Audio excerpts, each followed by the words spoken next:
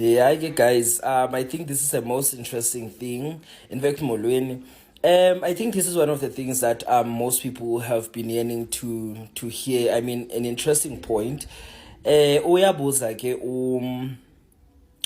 Honorable Kusela. I'm so sorry, I forgot the recent surname. I don't think it's appropriate to refer to her name yakhe yakwadiko. I don't know.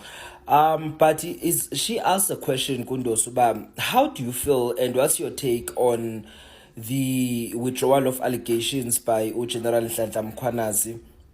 And the response, Kandosi, was that he knows one thing that he's not doubting is the fact that Mkhwanazi knows his job and Mkhwanazi knows what he does.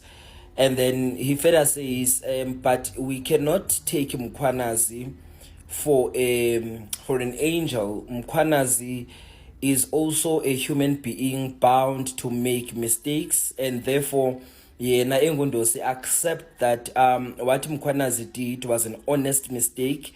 It was not a deliberate something. And then he want to say that also people should know. I mean, because people had given Mkhwanazi the hallelujah, of which I think personally he deserves. He may have sometimes